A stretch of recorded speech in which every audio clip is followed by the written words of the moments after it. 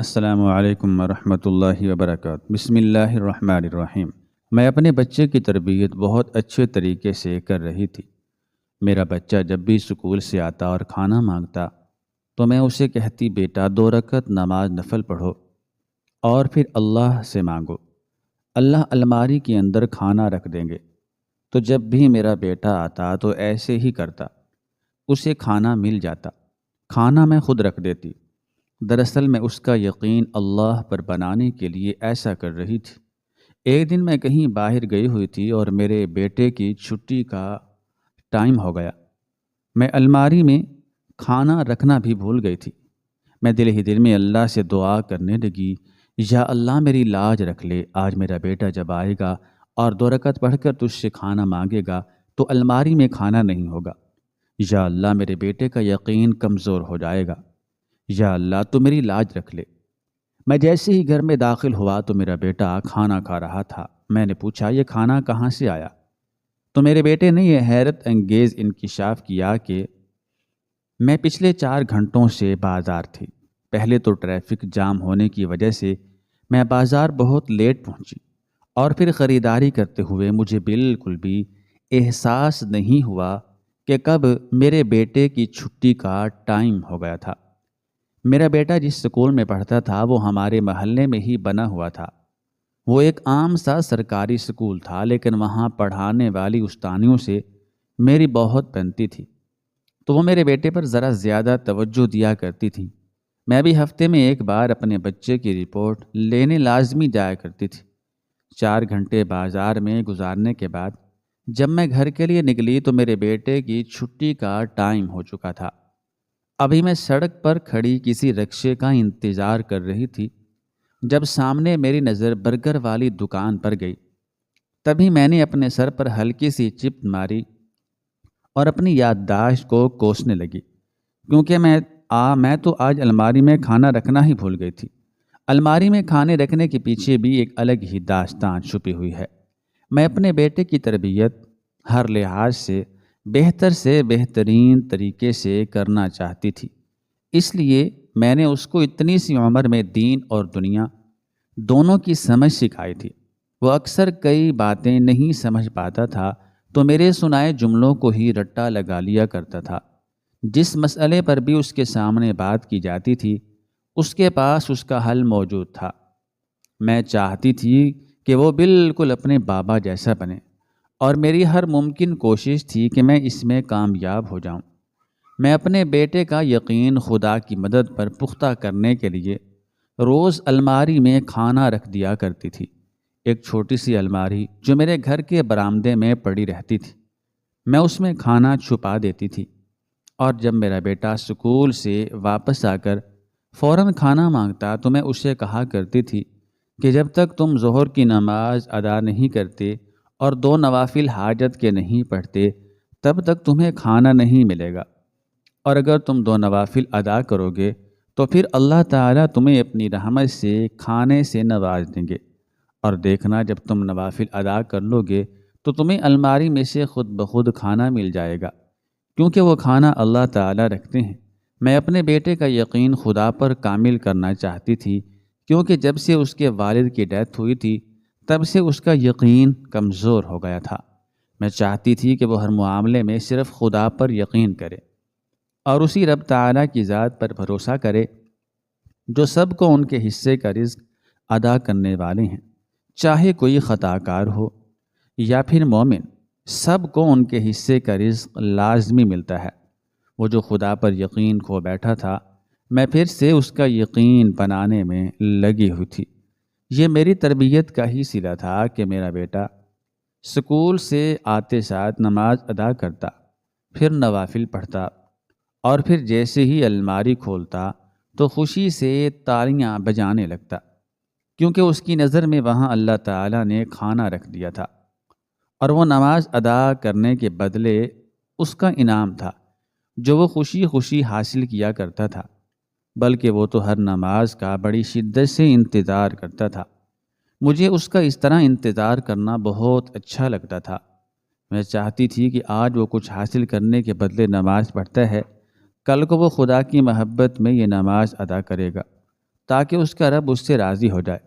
آج میں بازار آئی ہوئی تھی تو میں الماری میں کھانا رکھنا بالکل ہی بھول چکی تھی، کیونکہ مجھے لگا تھا میں تو ابھی آدھے گھنٹے میں واپس آ جاؤں گی، لیکن بازار میں زیادہ رش ہونے کی وجہ سے بہت زیادہ ٹائم لگ گیا۔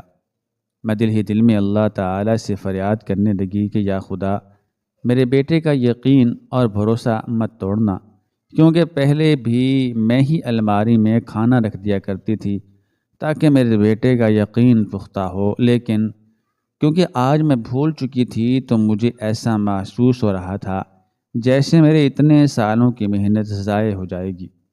آج وہاں کھانا نہ پڑا دیکھ کر میرا بیٹا خدا پر یقین کھو دے گا۔ وہ ایسے ہی تھا، ہر چیز کو بڑھا چڑھا کر سر پر سوار کر لیتا تھا، اور پھر اس کے لیے دوبارہ سے وہ یقین حاصل کرنا مشکل ہو جاتا تھا۔ میں ہاتھ میں تسبیح لیے بار بار آسمان کی طرف سر اٹھا کر دیکھتی اور خدا سے بار بار التجا کرتی کہ یا اللہ، آج میرے بیٹے کا یقین مت توڑنا، معصوم سا بچہ ہے، اگر اس کا یقین ٹوٹ گیا تو پھر میرا اس کا آپ پر یقین بنانا بہت مشکل ہو جائے گا۔ ماں کی دعا تو عرش کو ہلا دیتی ہے، شاید اسی بات کا صلہ مجھے ملا تھا۔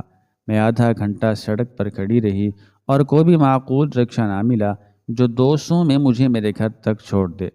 تقریباً سارے رکشے والے ہی 1000 مانگ رہے تھے۔ میں نے خدا کا نام لیا اور بیٹے کی فکر میں پیدل چلتے ہوئے اپنے گھر کی طرف بڑھی۔ ہاتھوں میں زیادہ بوجھ اٹھانے کی وجہ سے شدید جلن اور درد محسوس ہو رہا تھا، اور گرمی سے تو میرا برا حال تھا۔ مجھے کچھ بھی اچھا نہیں لگ رہا تھا، پسینے سے میں شرابور تھی اور چادر ایک طرف کو ڈھلکی ہوئی تھی۔ میں سارا سامان اٹھائے اپنی بکھری ہوئی سانسوں کو سمیٹتے آہستہ آہستہ چل رہی تھی، کیونکہ رکشے والے میرے ساتھ سے گزر گئے، کیونکہ وہ مجھ سے زیادہ پیسے مانگ رہے تھے۔ تو میں نے ان کی طرف زیادہ توجہ نہ دی اور اپنی ساری توجہ گھر جانے پر ہی مرکوز کر دی۔ مجھے ایک ہی فکر تھی کہ میرے بیٹے کو چھٹی ہو گئی ہوگی، اور جب وہ نماز ادا کرنے کے بعد الماری کھولے گا تو اس کو کھانا ہی نہیں ملے گا، پھر وہ نہ تو اپنی ماں پر یقین کر پائے گا نہ خدا پر۔ جتنا جلدی میں چل سکتی تھی میں چلتے ہوئے گھر تک جا پہنچی۔ جب وہاں جا کر میں نے دروازہ کھٹکھٹانے کے لیے ہاتھ بڑھایا تو دروازہ پہلے ہی کھلا ہوا تھا، یعنی میرا بیٹا آ چکا تھا۔ مجھے عجیب سی گھبراہٹ ہونے لگی اور دل کی دھڑکن تو اتنا زیادہ پیدل چلنے کی وجہ سے تیز ہو چکی تھی۔ اتنی سی عمر میں دل کا مرض ہونا چنبھے کی بات تھی، لیکن اتنے غم ملے تھے کہ اب دل اتنا کمزور ہو چکا تھا کہ ذرا سی بات ہوتی نہیں تھی اور اس کی دھڑکن میں فرق آ جاتا تھا۔ میں نے جیسے ہی دروازے کو زور سے کھولا اور آگے سے پردہ ہٹاتے ہوئے برآمدے کی طرف دیکھا تو میرا بیٹا کھانا کھا رہا تھا۔ خوشی سے میں نے آسمان کی طرف دیکھا اور پھر سارا سامان اٹھائے جلدی جلدی بڑے بڑے قدم اٹھاتی ہوئی اپنے بیٹے تک جا پہنچی۔ میں نے سارا سامان چارپائی پر رکھا اور پھر اپنے بیٹے کے قریب آ کر بیٹھ گئی۔ وہ خوش ہو کر مجھے دیکھ رہا تھا اور پھر اس نے چمچ میں بریانی رکھ کر مجھے کھلانی چاہی تو میں نے وہ نوالا اس کے منہ میں ہی دے دیا اور پوچھا کہ یہ کھانا کہاں سے آیا ہے؟ تو وہ کہنے لگا، امی یہ کھانا میں نے الماری سے اٹھایا ہے۔ جب میں نے نوافل ادا کر دیے اور دعا مانگ رہا تھا تب مجھے ارد گرد بہت زیادہ بریانی کی خوشبو آئی۔ میں نے جلدی سے دعا مانگی اور پھر جیسے ہی الماری کھولی اتنی مزیدار بریانی یہاں رکھی ہوئی تھی، آپ کھائیں تو صحیح، آج تک آپ نے بھی یہ کھانا نہیں کھایا ہوگا۔ میں یہ بات پورے یقین سے کہہ سکتا ہوں۔ یہ کہہ کر وہ زبردستی مجھے بریانی کھلانے لگا۔ تشکر سے میری آنکھیں بھر چکی تھیں۔ دل چاہا کہ ابھی بغیر کپڑے تبدیل کیے شکرانے کے نوافل ادا کروں اور اس رب کے حضور سر بسجود ہو جاؤں جس نے آج میرا اور میرے بیٹے دونوں کا یقین قائم رکھا تھا۔ لیکن مجھے حیرت اس بات کی تھی کہ آخر الماری میں کھانا آیا کہاں سے تھا۔ میں اس بات کو جاننے کے بارے میں بہت متجسس تھی، لیکن میں اپنے بیٹے کو اس بارے میں بھنک بھی نہیں پڑنے دینا چاہتی تھی کہ میں جاننا چاہتی ہوں کہ آخر الماری میں میرے علاوہ کھانا کس نے رکھا تھا۔ مجھے ایسے محسوس ہوا جیسے خدا نے وہ کھانا اپنی رحمت سے یہاں بھیجا ہو، صرف میرے بیٹے کے لیے۔ کیونکہ وہ ایک ماں کی دعا کو رد نہیں کر پائے ہوں گے۔ میرا دل ہر چیز سے اٹھ چکا تھا، بس ایک ہی ذہن میں خیال منڈا رہا تھا کہ جتنی جلدی ہو سکے مجھے اٹھ کر شکرانے کے نوافل ادا کر لینے چاہیے، کیونکہ کبھی کبھی ہم کوئی چیز حاصل کرنے کے لیے شکرانے کے نوافل ادا نہیں کرتے، بلکہ ہماری کوئی چیز ہمارے پاس ہمیشہ قائم و دائم رہے ہم اس کے لیے بھی نوافل ادا کرتے ہیں۔ اور خدا نے آج جو میرا یقین قائم رکھا تھا، میں اس کے لیے نوافل ادا کرنا چاہتی تھی۔ میرا بیٹا بہت سمجھدار تھا، وہ کھانا کھا کر پلیٹ اور باقی سارا سامان دھیرے دھیرے اٹھا کر کچن میں شفٹ کرنے لگا۔ میں جلدی سے گئی، ہاتھ پاؤں دھوئے، وضو کیا اور پھر شکرانے کے نوافل ادا کرنے لگی۔ میرے شوہر حافظ امین اللہ ایک نہایت ہی اچھے انسان تھے، جن کی خوبیوں کا ذکر کرتے کرتے شاید میں ان کی کوئی اچھائی فراموش کر دوں۔ وہ تھے ہی اتنے اچھے، ایک خدا ترس انسان جو اپنی استطاعت سے بڑھ کر دوسروں کی مدد کیا کرتے تھے۔ نہ صرف دوسروں کی مدد کرتے تھے بلکہ اپنے رشتہ داروں کے بارے میں بھی پوری سن گن لیتے تھے۔ اگر کوئی سفید پوش لوگ جن کو پیسوں یا کسی مدد کی ضرورت ہوتی تھی اور وہ کسی کو کہہ نہیں پاتے تھے، تو میرے شوہر ان کی مدد کرنے کے لیے سر فہرست موجود ہوتے تھے۔ لوگوں کو بھی یہ بات معلوم تھی کہ جتنا بڑا راز ہو ہم حافظ امین اللہ کو بتا دیں، مجال ہے جو کسی کو اس بارے میں بھنک بھی پڑے، جہاں تک کہ وہ ایسی باتیں مجھ تک بھی پہنچنے نہیں دیا کرتے تھے، کیونکہ وہ سمجھتے تھے کہ اگر عورت کو کوئی بات بتا دی جائے تو وہ زیادہ دیر تک اس کے پیٹ میں نہیں رہ سکتی، اس میں 100% سچائی ہے۔ وہ دوسروں کی مدد کرنے میں ہمیشہ ہاتھ کھلا رکھا کرتے تھے۔ ایک روز رات 12 بجے ان کو کہیں سے فون آیا کہ کسی محلے والے کو ان کی مدد کی ضرورت ہے۔ مجھے نہیں معلوم کہ کال پر کون تھا اور وہ ان سے کیا کہہ رہا تھا، بس وہ جیسے ہی آفس سے لوٹے بغیر کپڑے تبدیل کیے فوراً باہر نکل گئے۔ میں پہلے ان کے رات اتنی دیر سے آنے پر پریشان تھی، جب وہ دوبارہ جانے لگے تو میرے تو ہاتھ پیر ہی پھول گئے تھے۔ جب وہ گیٹ سے باہر نکل کر دوبارہ گھر کے اندر داخل ہو کر مجھے خدا حافظ بولنے آئے تو میرے دل کو کچھ ہوا، ایسا لگا جیسا وہ آخری بار مجھے اللہ حافظ کہہ رہے ہوں۔ میں ان کو روکنا چاہتی تھی لیکن روک نہیں پائی، کیونکہ اکثر جب بھی ان کو مدد کے لیے بلاتا تو وہ رکتے ہرگز نہیں تھے، چاہے میں ان کے پاؤں بھی کیوں نہ پڑ جاؤں۔ ہمارا 2 سال کا ایک بیٹا تھا۔ حافظ صاحب کہا کرتے تھے کہ میں چاہتا ہوں کہ یہ بالکل میرے جیسا بنے، خدا پر اس کو یقین کامل ہو۔ میں نے جو اپنی آدھی زندگی اندھیرے میں گزاری ہے یہ ویسی نہ گزارے۔ حافظ صاحب خود بتاتی ہیں کہ انہوں نے اپنی زندگی کے 25 سال ضائع کر دیے۔ وہ کسی بھی مذہب کو نہیں مانتے تھے۔ ان کا کچھ ایسے دوستوں میں اٹھنا بیٹھنا ہونے لگا جو مذہب کو کچھ نہیں سمجھتے تھے۔ حافظ صاحب کی والدہ بچپن میں ہی وفات پا گئی تھی۔ ان کے والد نے ان کی تربیت کی تھی اور وہ خود ہر وقت باہر مصروف رہتے، اس لیے انہوں نے بیٹے کی تربیت پر زیادہ توجہ نہ دی، اور یہی پھر ان کے لیے نقصان دہ ثابت ہوئی، کیونکہ ان کے بیٹے کا یقین مذاہب سے اٹھ چکا تھا۔ وہ کسی بھی مذہب کو نہیں مانتے تھے۔ یہ بات بڑے اچنبھے کی تھی۔ جب میری شادی ہوئی اور انہوں نے مجھ سے اس بات کا ذکر کیا، میں تو اپنا سا منہ لے کر رہ گئی۔ میں سوچ بھی نہیں سکتی تھی کہ وہ ایسا بھی سوچ سکتے ہیں، حالانکہ ان کے والد ایک اچھے مسلمان تھے اور بیٹا خدا پر یقین ہی نہیں رکھتا تھا۔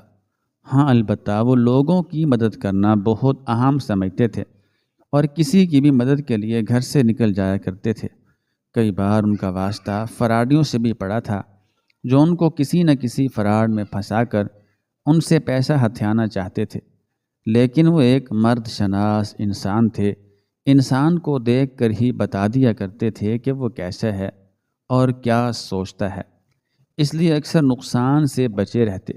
زیادہ لوگوں میں بیٹھنے کا یہی تو فائدہ ہوتا ہے، انسان دوسرے لوگوں کی پہچان سیکھ جاتا ہے۔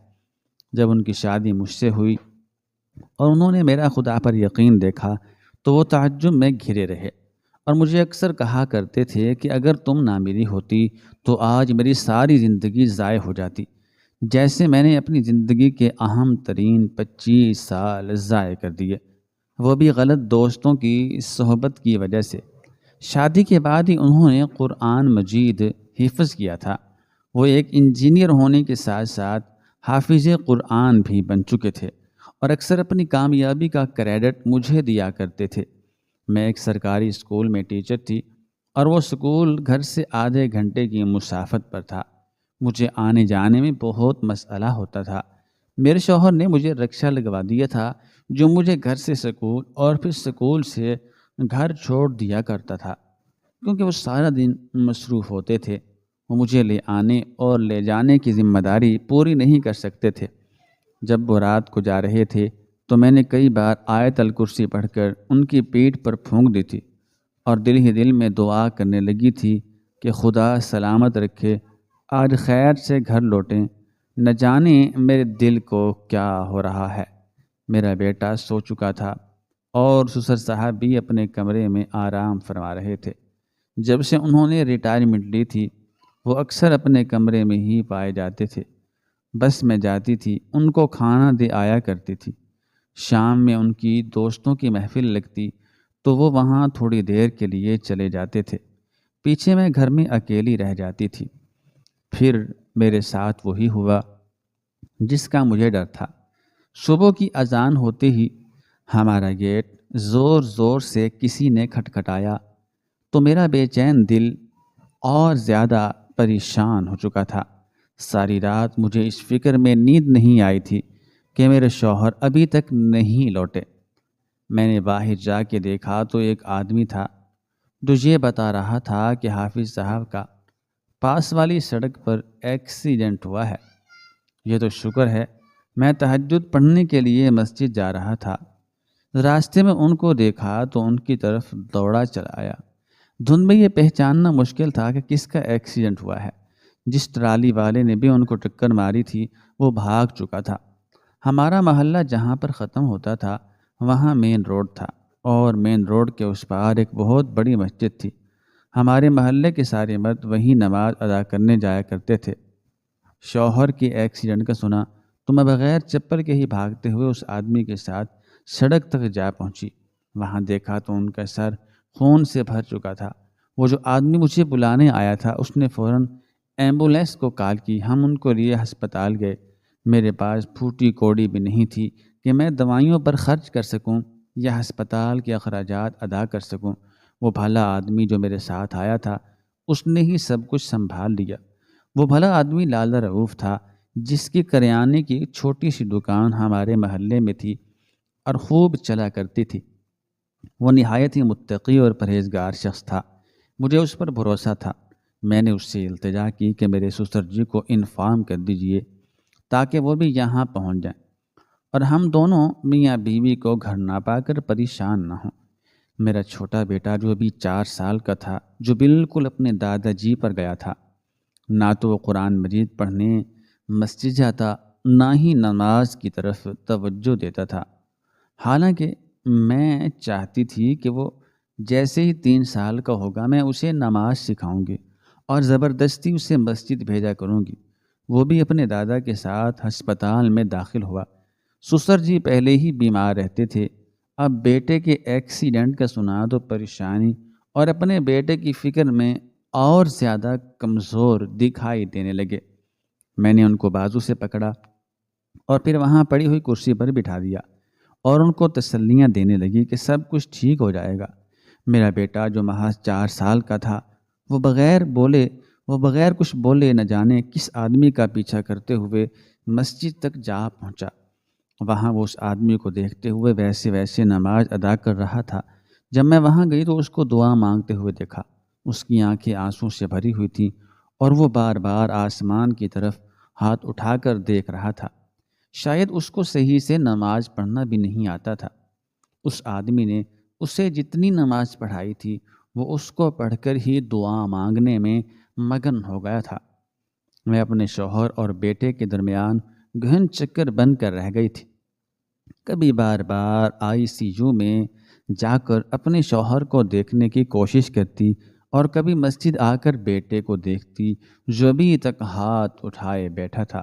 اس کو اس طرح باپ کے لیے دعا کرتا دیکھ کر مجھے اس پر بہت پیار آیا، لیکن میں اس پر جتا نہیں پائی۔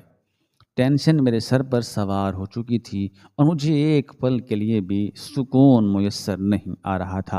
تبھی میری زندگی کا تاریک دن اپنے پورے جوبن پر آ گیا۔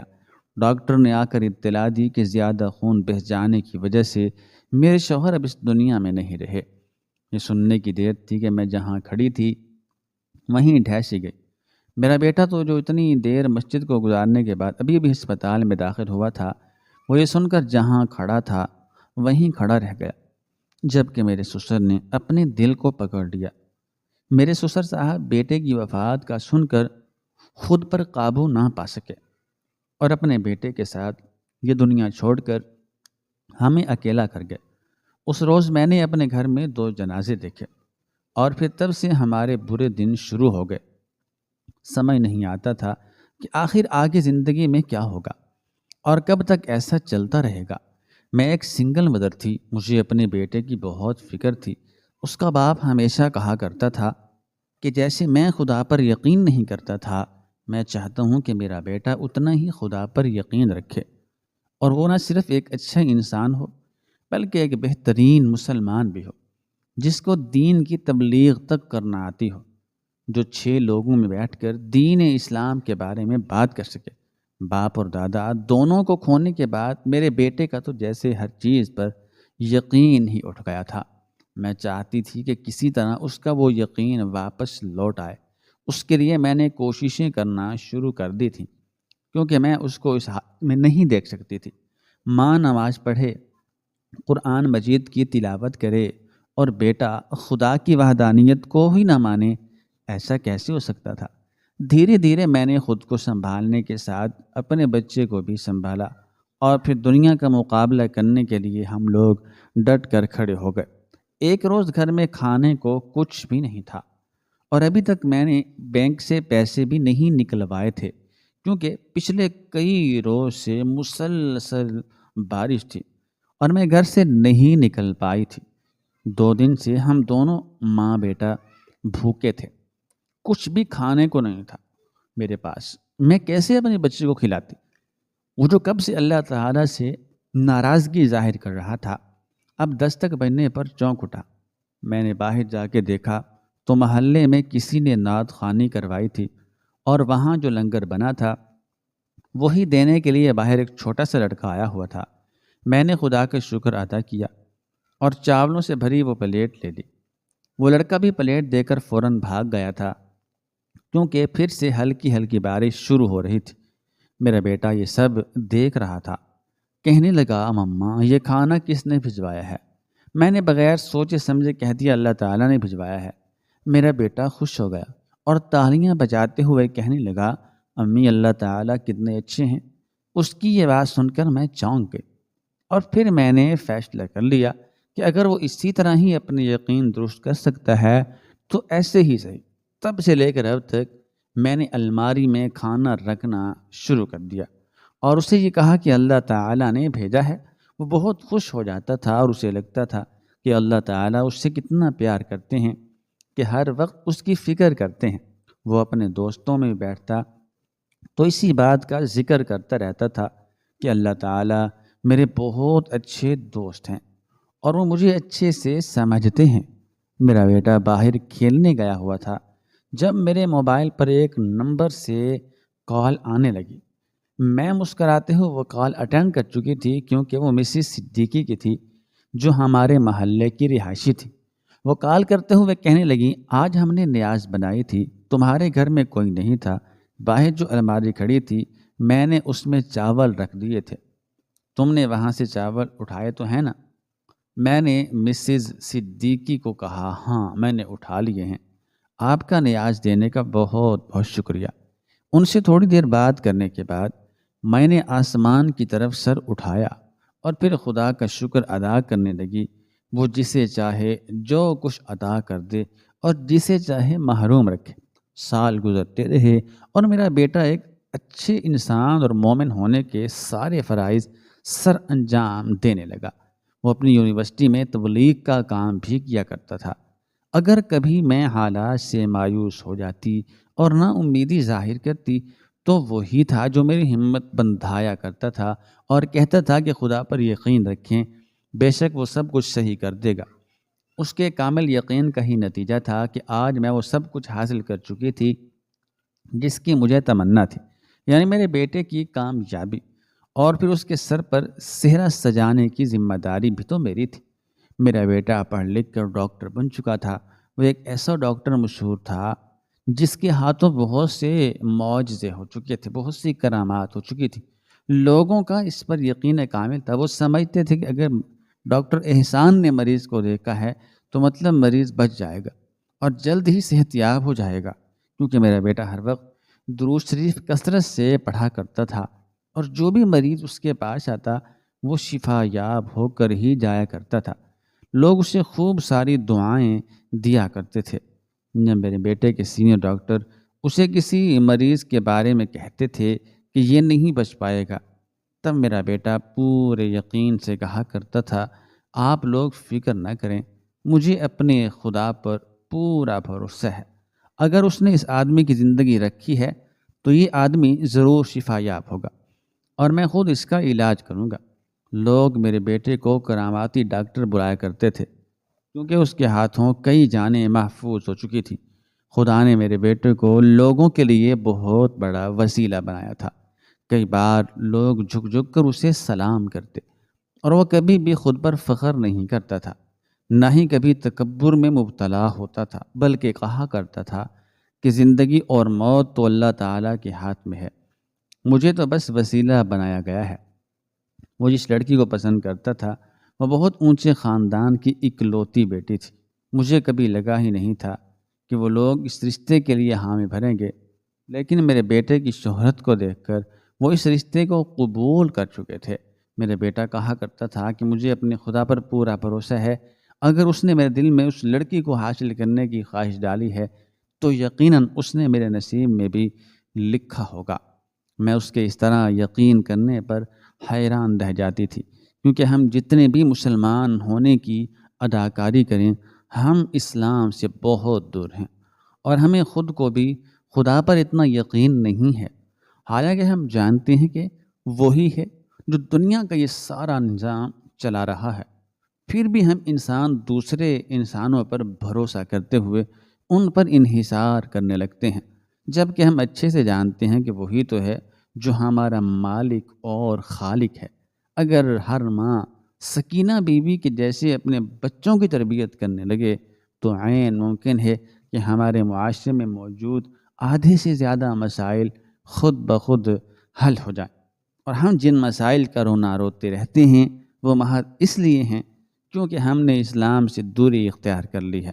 ہم ہر کام ایک فرض سمجھ کر ادا کرتے ہیں، جبکہ ہمیں اپنے دین اسلام سے محبت ہونی چاہیے، اور ہم خدا کی رضا کے لیے اپنے بچوں کی ایسی تربیت کریں اور خدا کی رضا کے لیے ہی اسلام کو سمجھیں اور پھر اسے اپنی زندگیوں میں لاگو کرنے کی کوشش کریں۔ جتنی بھی مائیں بہنیں یہ دیکھ رہی ہیں ان سے التجا ہے کہ اپنے بچوں کی تربیت ایسے کیجیے کہ کل کو آپ کو ان پر فخر ہو، نہ کہ اپنی تربیت پر آپ کو افسوس ہو۔